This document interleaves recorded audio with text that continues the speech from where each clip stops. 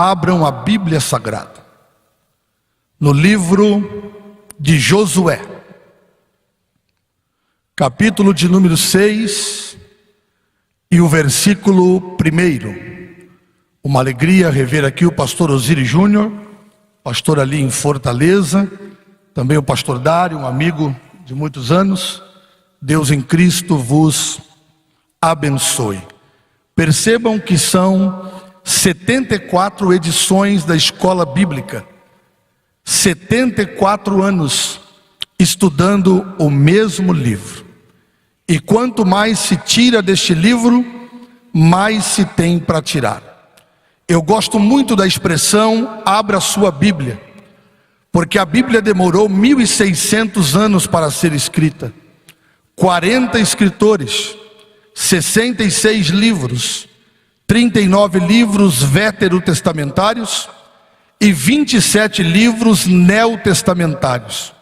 Nenhum outro livro além da Bíblia, com mais de 100 anos, pode ter o autor presente quando você abre o livro, porque morre o autor e fica só o livro. A Bíblia é o único livro com mais de 1600 anos que demorou para ser escrita. Toda vez que nós a abrimos, o autor está presente dizendo: eu velo sobre a minha palavra para cumpri-la. Mesmo de máscara, se isso não ferir a sua liberdade cristã, diga para quem está ao seu lado: o autor da Bíblia está presente aqui esta noite. E ele vai velar pela palavra como sempre velou. E ele vai falar com a tua alma esta noite.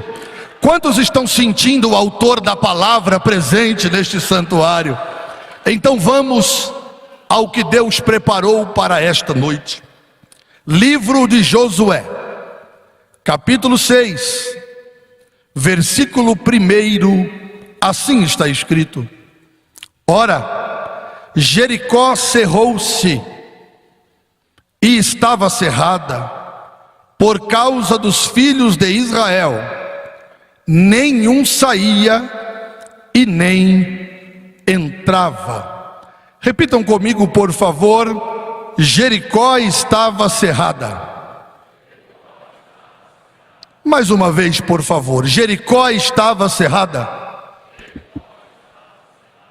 Eu quero, antes de começar a ministrar, falar esta frase: se Deus disse que vai te dar, mesmo que esteja fechado, Ele vai te dar. Eu vou repetir isso aqui para ver se pelo menos alguém pega esta palavra para fazer uma festa espiritual nesta EBO. Se Deus falou que vai te dar, pode estar fechado, mas Ele vai te dar. Quando recebi o convite para estar na EBO em mais este ano como um dos ensinadores, isto alegrou o meu coração. É sempre um privilégio poder servir a nossa igreja. Cabe dizer do brilhante trabalho da organização dessa escola bíblica, que todos os anos é organizada pelo nosso vice-presidente, pastor José Wellington Costa Júnior, digno presidente da Convenção Geral, que com toda a sua equipe tem sempre feito um brilhante trabalho na nossa escola bíblica de obreiros. E eu quero publicamente parabenizá-lo e agradecer pela confiança de mais um ano poder estar aqui ministrando. Falar também da competência do pastor Marco Almeida e toda a sua equipe, que organizam de forma tão linda este trabalho. Quando recebi a informação que estaria ministrando, fui falar com o Senhor. E por que falar com o Senhor?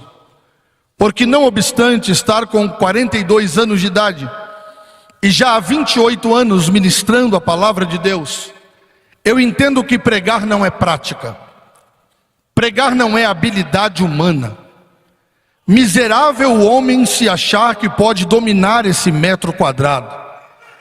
Para subir aqui tem que entender que quem faz é Deus, que quem tem é Deus, e que quem revela a palavra é Deus. Eu disse ali ao nosso pastor: quantos que já não passaram por aqui? 74 anos de EBO, quantos que já não passaram aqui ministrando? Muitos já estão com o Senhor, muitos que foram usados por Deus com mensagens que marcaram gerações, já não estão mais entre nós. Alguns promovidos às mansões celestiais, outros que se envaideceram, achando que eram o dono da situação. Como Deus resiste ao soberbo, mas dá graça ao humilde. Os que ensoberbecem, muitos deles também já não estão mais entre nós. Mas eu entendo que ocupar esta tribuna não é ter habilidade de microfone ou horas de microfone, como um habilidoso piloto de aeronave tenha horas de voo. Não é segurar o microfone como um habilidoso motorista segure o volante do seu carro, porque lá a habilidade vale. Aqui o que vale é a graça. Aqui o que vale é a dependência. Eu até acho que não deveríamos dizer grandes pregadores, porque muita gente se envaidece com isso. Deveríamos falar grandes mensagens, porque grande aqui é o Senhor. Se a palavra é dele, se é ele que revela a palavra, se é ele que inspira, então vamos entender esta noite que ele é digno de glória, que é ele que faz, que é ele que tem, e que mais uma vez ele vai falar conosco através das sagradas escrituras. E eu fui orar e falar com Deus, e o Senhor falou ao meu coração a palavra: desafios da liderança de Josué. Foi a matéria que escrevi e que está na apostila, mas não vou usar a apostila, apenas o tema. Depois, se você quiser examinar com mais tempo, você vai poder ter contato com esta matéria. Desafios da liderança de Josué. Quando olhamos para o texto ora lido, nos deparamos com um ocorrido na vida de Josué, que foi tomar a cidade de Jericó, uma cidade que Deus havia lhe dito que lhe daria. Mas percebam que o texto disse que a cidade estava fechada. Mas quando Deus diz que vai dar algo a alguém, mesmo que as portas estejam por um momento fechadas, Ele se responsabiliza de abri-la para cumprir aquilo que prometeu ao seu servo. Quando olhamos para a vida de Josué, não temos dúvidas que Josué foi um dos grandes líderes do povo hebreu. Se vamos falar sobre desafios de liderança, precisamos entender a priori o que é liderar. Quando olhamos para a língua portuguesa, entendemos que o verbo liderar é um verbo transitivo direto. E este verbo faz menção a alguém que ocupa ou tem a função de liderança. E quando falamos em liderança, estamos falando de homens ou mulheres que ocupam a função de estar à frente do povo, à frente de um grupo. Há dois tipos de liderança no mundo secular. Liderança informal é quando um indivíduo se destaca em um grupo e passa por suas habilidades liderá-lo. Isso é liderança informal. Mas também temos liderança formal. É quando uma instituição se reúne para, através de um processo eletivo, escolher uma pessoa através do voto para ter a prerrogativa de presidi-los. A isso chamamos de liderança formal. Informal, quando alguém se destaca por habilidades. E formal, quando alguém em um processo eletivo é escolhido para presidir, ter a prerrogativa da presidência. Mas na obra de Deus, a liderança não é informal e também não é formal. Ela pode ser formal depois de passar pelo crivo do Espírito. Na obra de Deus, não adianta querer ser líder. Na obra de Deus, não adianta ganhar um processo eletivo para ser, se Deus não quiser. Porque na obra de Deus, quem escolhe homens para liderar o seu povo é o próprio Deus. Eu acredito piamente no que está na Bíblia. E o profeta Daniel disse que Deus é quem põe rei no trono, e Deus é quem tira rei do trono. Não adianta querer se Deus não quer. Se eu quiser ocupar uma função que Deus não queira, eu posso até chegar a ela, mas não vou permanecer nela. Porque árvore que não foi plantada por Deus não resiste às tempestades. Agora, eu posso não querer, ou um grupo também pode não querer que eu esteja em um cargo, mas se Deus quiser, não tem ninguém que possa impedir que esse indivíduo chegue aonde Deus já planejou. Árvore que Deus não planta, qualquer um arranca. Agora a árvore plantada por Deus, ninguém arranca, porque Deus se responsabiliza por ela. Se você é uma árvore plantada por Deus, e eu estou recebendo graça para dizer isso, pode levantar fofoqueiro, caluniador, invejoso. Se foi Deus que te plantou, fica tranquilo, a mão de Deus vai te guardar, porque árvore plantada por Deus ninguém arranca. E tem mais uma coisa: história que Deus escreve ninguém apaga. Na obra de Deus, a liderança é estabelecida por Deus. Êxodo capítulo 28, eu não vou ler para ganharmos tempo, mas vou citar. Deus ordena que a família de Arão seja separada para o sacerdócio. Não foi só Arão que Deus escolheu, pastor José Wellington. Deus escolheu a família de Arão para servir no sacerdócio.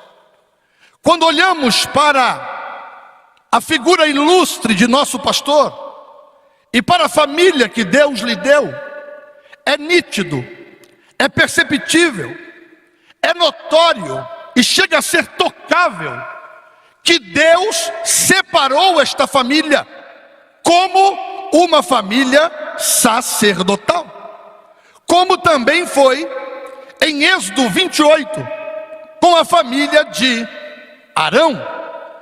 Ainda falando sobre escolhas de Deus, e eu gosto muito do verbo escolher quando se refere a Deus, porque quando Deus vai usar a prerrogativa da escolha, Ele não permite que ninguém se intrometa naquilo que Ele vai fazer. Eu vou repetir isto aqui porque eu estou sentindo graça para dizer. Quando Deus resolve escolher, Ele não aceita opinião externa.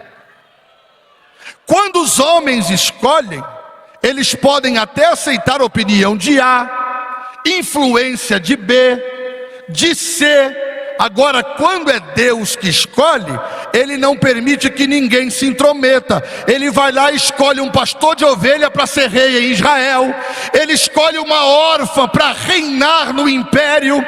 Ele escolhe alguém que aparentemente não teria nenhuma condição, mas Ele diz: está escolhido, pronto e acabou, e eu vou fazer a minha vontade na vida desse indivíduo.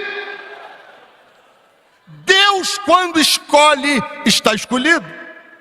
O escritor aos Hebreus diz, no capítulo 5 e versículo 4 da sua carta, que ninguém toma essa honra para si, a não ser aqueles que foram chamados por Deus, como foi Arão. E eu acho isso tão interessante, e Deus me deu uma frase para dizer: no ministério, o convidado não tem preço, mas o oferecido não tem valor. A porta do santo ministério não se abre com pé de cabra. A porta do santo ministério não se abre à força. A porta do santo ministério não se abre por influência. Ainda que se abra, não vai permanecer aberta. Porta do santo ministério, quem abre é Deus. Ninguém toma essa honra para si, a não ser os que foram chamados por Deus. Com todo respeito, só para ser didático, dá uma olhadinha para quem está ao seu lado, por favor. Olhe nos olhos dessa pessoa. Pergunte assim: tem certeza que foi chamado? Porque se não foi chamado, não adianta. Mas agora, se foi chamado, se você chorar, ele seca as suas lágrimas. Se levantarem contra você, ele é o seu escudo. Se disserem que não vai dar certo, ele diz: vai dar certo, porque para o chamado, Deus transforma a maldição em bênção. Para o chamado, Deus se responsabiliza. Eu preciso dizer algo pelo Espírito.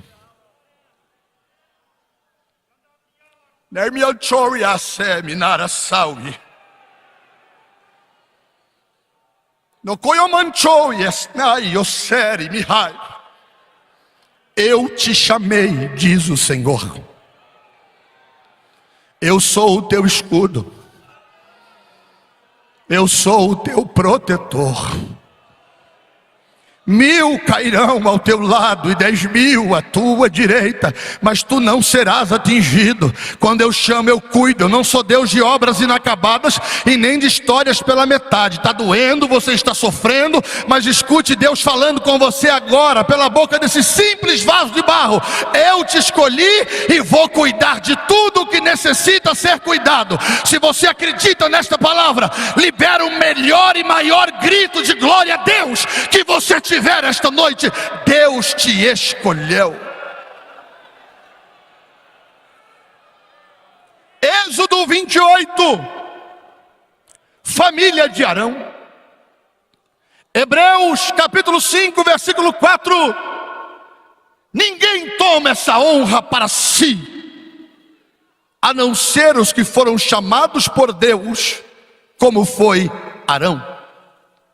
Carta de Paulo aos Efésios, capítulo 4, versículo 10 a seguir. O apóstolo diz: e ele mesmo deu. Deus me disse algo, pastor Zé Wellington, eu vou dizer com muito cuidado, que o senhor me conhece, mas eu não posso deixar de dizer. Porque o dia que eu não tiver coragem mais para dizer o que Deus me manda, eu não presto mais para pregar. Eu estou com temor e tremor para dizer isso aqui, mas esta mensagem veio no momento de oração, quando eu estava de joelhos, e Deus falou comigo: diga que eu me responsabilizo pelo resto. E Ele mesmo deu. O verbo aqui é dar. Faz alusão ao ato de presentear quem se ama. Ele mesmo deu uns para apóstolos, outros para profetas, outros para evangelistas, outros para pastores e mestres. 5 dons ministeriais. Estamos numa escola, não é? Então repita comigo: apóstolo, profeta, evangelista, pastor e mestre. Vamos ver se vocês decoraram. Repitam sozinho quando eu mostrar o dedo.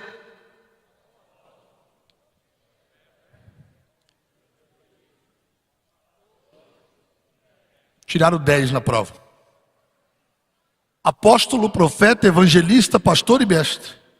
Apóstolo, o ministério que se relaciona com os demais.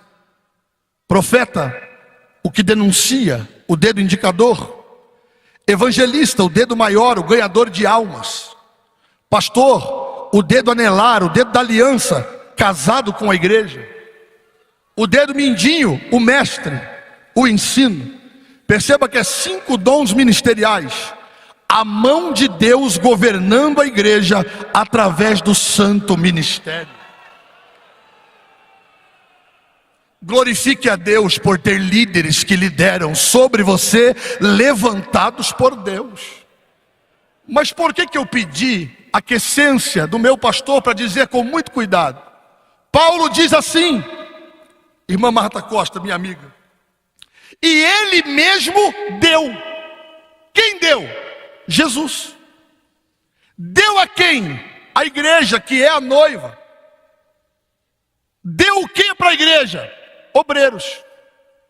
Então presente, obreiro é presente de Jesus dado para a noiva.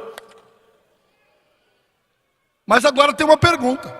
Eu sou casado há 18 anos. Tenho um filho de 11 e agora minha esposa está grávida de 5 meses. Deus vai nos dar a Giovana Vitória. Meu segundo filho é uma menina. A minha esposa, eu a amo.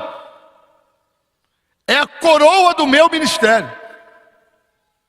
Eu não posso comprar uma caixa bonita e mandar de presente para Paola, e quando ela abrir o presente, ter um sapo dentro da caixa. Porque noivo que se preza, marido que se preza, não dá para a noiva presente que vai fazer mal para ela. Agora você acha que Jesus daria para a noiva obreiros para fazer mal a ela? Pastor, mas tem um bocado por aí dando trabalho para a noiva, envergonhando a noiva. Me perdoe a franqueza, mas não foi o noivo que deu. Chegou por outra fonte, não vai permanecer. Não adianta empolar o peito, fazer cara de bravo. Não adianta achar que está por cima da situação, porque se não foi Deus que deu, não vai permanecer. Porque quem tem o noivo é a noiva. Nós só somos amigo do noivo. A noiva é pertencente ao noivo. Mas fique tranquilo, se foi Deus que deu, permanece. Repitam comigo, por favor. O noivo não daria à noiva nada que lhe fizesse mal. Se está fazendo mal, não foi o noivo que deu. E eu vou usar um adágio que meu pai usava, ainda que nós assembleanos não usamos barba, é só uma linguagem figurada, não é? Se não foi que Deus que deu para a noiva, coloca a barba de molho.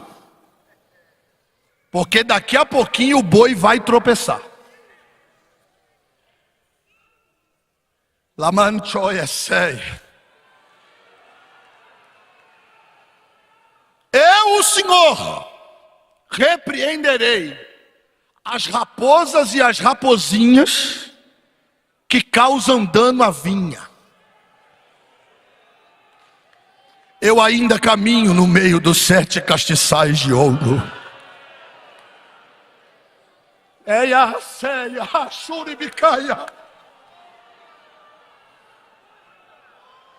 As estrelas ainda estão na minha destra.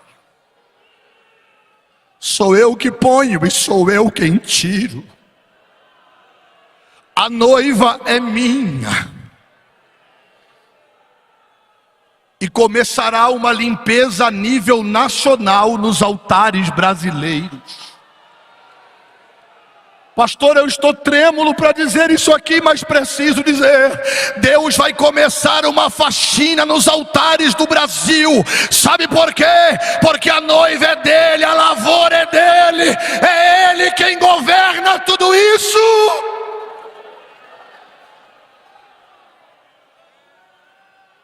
Eu Eu estou sentindo temor e tremor. Se você acredita que o Deus que fala está falando na casa, levante as suas duas mãos ao céu o mais alto que você puder. Se o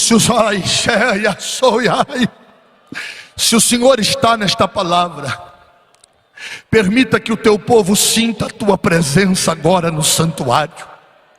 Aonde estiver um crente com o coração aberto, com a alma delatada, um crente batizado com o Espírito Santo e com fogo, levanta a sua mão e junto com a mão levanta a voz. Quem tiver glória, dê glória. Quem tiver aleluia, dê aleluia. Eu vou me calar por 30 segundos para vocês adorarem.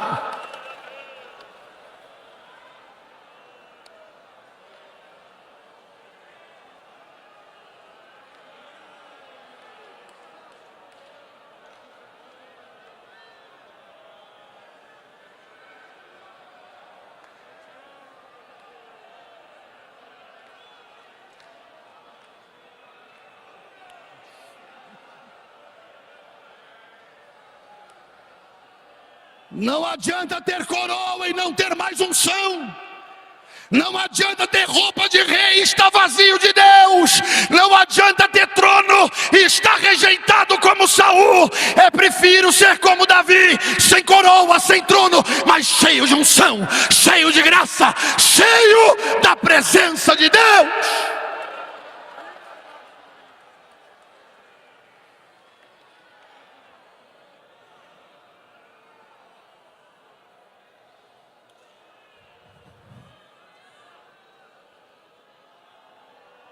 O que é de Deus permanecerá, e quem viver verá a palavra de Deus se cumprir. Se foi ele que plantou, resiste. Se não foi ele, logo não estará mais no lugar. Olhando para isso, e eu vou parafrasear, porque quero usar o tempo que, de uma forma benevolente, foi a mim concedida criteriosamente. 3 grandes desafios marcaram a vida de Josué. Primeiro, substituir Moisés. Não dá para falar de Josué sem antes falar de Moisés. Vou parafrasear rapidamente. Moisés, filho de Anrão e de Joquebede.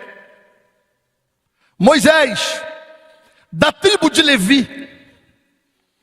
Moisés nasce num período de escravatura, debaixo de uma sentença de morte, porque o faraó havia dito que toda criança do sexo masculino que nascesse dos hebreus era para morrer. Só que Sifrá e Puá temiam ao Senhor. E quem teme ao Senhor não quer ver morte, quem teme ao Senhor quer ver vida. Elas não mataram as crianças, porque quem Deus resolveu fazer viver, Faraó não mata, pandemia não mata, coronavírus não mata. Se Deus falou que você vai viver para cumprir o que Ele tem na sua vida, meu irmão, pode dar o maior grito de glória a Deus que você tiver, porque você vai viver. Nasce debaixo de uma palavra de morte, mas Deus o mantém vivo. Tentam esconder Moisés. Isso aqui também eu achei no mínimo glorioso. Quando tentam esconder ele por 3 meses, a Bíblia diz no livro do Êxodo que o menino ia crescendo, a ponto de não ter mais como escondê-lo. Quando Deus resolve dar vida a alguém e fazer crescer, não adianta tentar abafar. Não adianta tentar esconder, porque vai aparecer naturalmente. A melhor hora para aparecer não é quando nós queremos. É quando a mão de Deus pega e nos apresenta, dizendo: olha, chegou a hora de aparecer. E na verdade não seria aparecer. Chegou a hora que eu apareça na sua vida, diz o Senhor. O Moisés é colocado num cesto, não morre. É achado nas margens do rio Nilo. Vai ser criado no palácio de Faraó. E para parafrasear, ele vive 120 anos. 40 anos achando que era alguma coisa. Depois mais 40 no deserto cuidando das ovelhas de Jetro, aprendendo que não era nada. E depois mais 40 aprendendo o que Deus pode fazer na vida de alguém que é nada. 40 anos achando que era grande. 40 anos aprendendo que não era nada. E mais 40 o que Deus pode fazer através da vida de um nada. O maior líder da história do povo hebreu, o pastor da grande congregação do deserto. O desafio de substituir um homem como esse era muito grande, porque sempre quando há uma sucessão, haverão comparações. E não pense que o povo é bonzinho nessa hora. Porque o povo chega para ele no capítulo 1, versículo 17, e diz assim: nós seremos contigo, ô povo bom. Nós lhe obedeceremos, ô povo bonzinho. Se percebemos que Deus é na sua vida, como foi na vida de Moisés. Nós não queremos nada aqui menos do que Moisés. Tem que ser parecido com Moisés. Se Deus for na sua vida como foi na vida de Moisés, então está tudo certo. O primeiro desafio: substituir Moisés. Porque quem substitui Moisés tem que saber que Moisés sempre será Moisés. Não adianta pegar o navio navegando em alto mar e esquecer daqueles que empurraram o navio na areia da praia. Porque tem muita gente assumindo o lugar de Moisés, mas querendo apagar a história de Moisés. Irmão, Moisés é amigo de Deus. Moisés fala com Deus face a face. Ei, Moisés sempre será Moisés. E Josué precisa aprender a lidar com isso. O lugar que menos deveria haver vaidade é o santo ministério. Mas parece que é o lugar aonde as vaidades mais afloram. Entenda uma coisa: Moisés é Moisés e Josué é Josué. A história de Moisés ninguém apaga. Josué vai ter que conviver. Josué vai ter que desempenhar a sua liderança, sabendo que Moisés sempre existirá no coração do povo hebreu. O segundo desafio de Josué, e esse aqui também é muito interessante, eu vou parafrasear: atravessar o Jordão. Olha aqui nos meus olhos e escute isso. Tem gente torcendo para o Jordão não abrir. Eu pensei que no ministério só tinha hebreu, mas ao longo da vida eu fui aprender que tem cananeu e amorreu também. Tem gente torcendo para dar errado. Adiel, meu amigo. Tem gente, crente não faz figa, né? Mas não é crente. Se pudesse, faz figa. Não vai abrir o Jordão. O Jordão nascia no Monte Hermon, passava pelo Lago Lé e desembarcava no Mar Morto, no Mar Salgado. 200 quilômetros de extensão, 30 metros de largura. Na região mais funda, 30 metros de profundidade. E na mais rasa, 1 metro. Eles chegam de frente do Jordão. E Deus dá a estratégia. Gente, esse Deus nosso não é gente não. Esse Deus nosso é Deus mesmo. Você está na frente do Jordão e todo líder tem um Jordão para atravessar.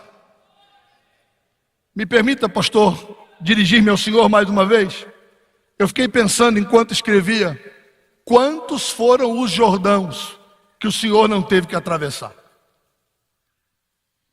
Mas por que atravessou e teve vitória?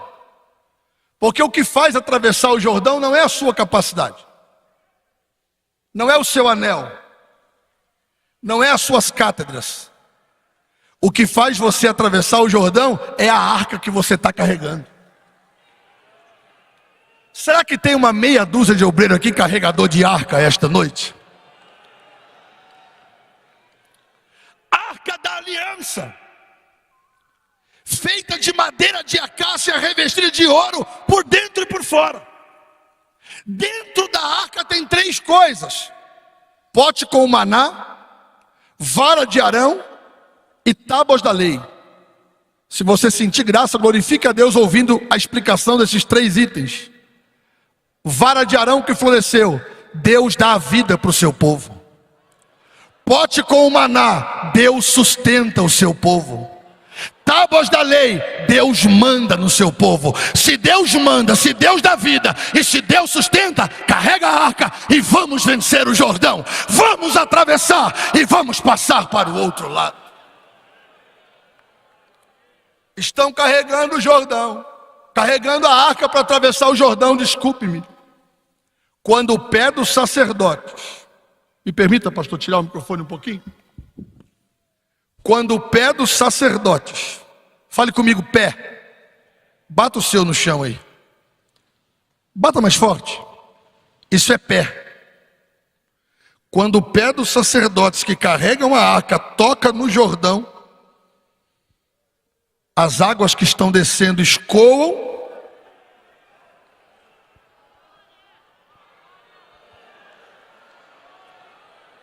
e as águas que estão vindo amontoam-se como uma parede.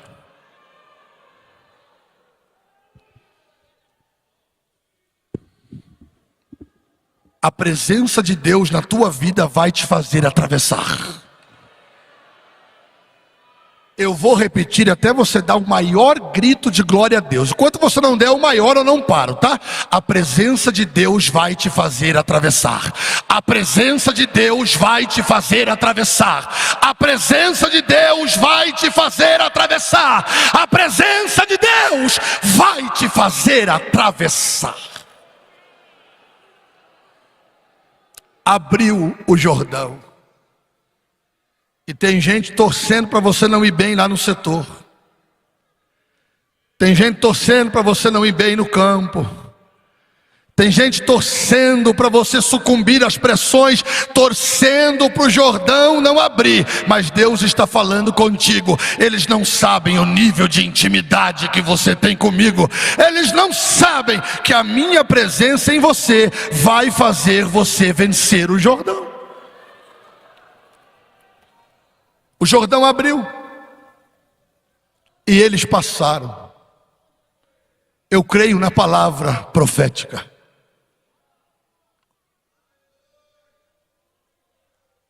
Tem gente passando o Jordão aqui hoje. Obreiros que estão enfrentando lutas pesadas. O diabo estava pronto para assinar o seu atestado de óbito ministerial. Mas Deus está falando contigo. Eu quebro o arco. Eu corto a lança. Eu queimo os carros no fogo. Aquietai-vos e sabei que eu sou Deus.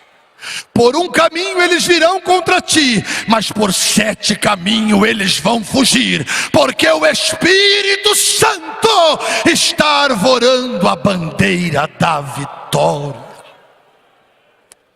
Passaram o Jordão. É mais sério, e Deus diz a Josué: manda o povo pegar 12 pedras e fazer um altar fora do Jordão. Diga comigo, o povo fez um altar, um memorial fora do Jordão. Agora Josué Deus disse: você vai fazer dentro do Jordão. O povo vai fazer fora, porque Deus não trata o obreiro da mesma forma que ele trata o povo. O povo fora, agora você dentro. Aí os inteligentes já pensaram: mas dentro por quê? As águas vão voltar ao normal e ninguém vai ver aquilo que eu fiz? Porque nós vivemos uma época onde todo mundo quer mostrar o que faz. Já tem obreiro ficando bravo quando ele posta alguma coisa, o cooperador não curte, não dá um like. Porque hoje nós temos os evangelistas e os evangelásticos. Tem gente que sempre quer dar proporção maior àquilo que ele faz. Tem lugares que é muita manchete para pouca notícia. É muito barulho para pouco trabalho. O altar dentro do Jordão para os obreiros é Deus falando com você: ei, o que você faz não é para os outros verem, o que você faz é para eu ver. Me agrada, que do resto eu cuidarei. Muita gente querendo ser em secreto aquilo que não é, querendo ser em público aquilo que não é em secreto. Faz o altar dentro do Jordão e Deus vai mostrar para você que Ele pode te promover na hora certa. E o último desafio, só vou pontuar e encerrar. O primeiro, substituir Moisés. O segundo, atravessar o Jordão. E eu não posso deixar de atravessar o Jordão sem falar dos cananeus e dos amorreus. Porque quando o Jordão abriu, os cananeus e amorreus derreteram o coração e disseram: não dá para lutar contra ele. A gente estava esperando o Jordão não abrir para a gente ir contra ele, mas como o Jordão abriu, Deus é na vida dele. Sabe o que Deus está falando com você esta noite? Os cananeus e amorreus vão ver Deus abrir o Jordão para você passar. Eu vou repetir esta frase, e se você puder adorar, adore, tá legal? Os cananeus e os amorreus vão ver Deus abrir o Jordão para você passar, e o coração deles vai amolecer. Receba esta palavra com uma das mãos levantadas.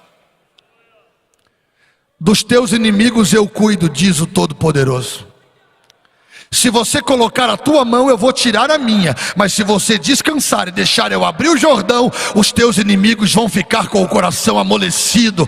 Eles vão perder a coragem, porque eles vão dizer: Deus é na vida dele, Deus é na vida dela. Deus abriu o Jordão. O último, nos 2 minutos que me restam: conquistar Jericó. A cidade de Jericó é uma das cidades mais antigas da Bíblia. A cidade de Jericó também foi conhecida como cidade das palmeiras. A cidade de Jericó também é conhecida como a cidade perfumada. A cidade de Jericó é citada 70 vezes na Bíblia hebraica. A cidade de Jericó era uma cidade estratégica. Logo após o Jordão ficava Jericó. As muralhas, 9 metros de altura, por 6 metros de largura, pareciam intransponíveis. A cidade estava fechada, mas Deus disse: vou te dar a cidade. Se Deus falou que vai te dar, pode estar fechado. Deus vai dar um jeito de abrir a porta e te colocar aonde Ele te prometeu. 6 dias rodeando a cidade, em silêncio. Por favor, companheiro, com todo respeito eu vou dizer isso: aprenda a fechar a boca. Mas eu quero que todo mundo saiba aquilo que Deus falou para mim. Se fosse para todo mundo saber, Deus tinha falado para todo mundo. 6 dias em silêncio.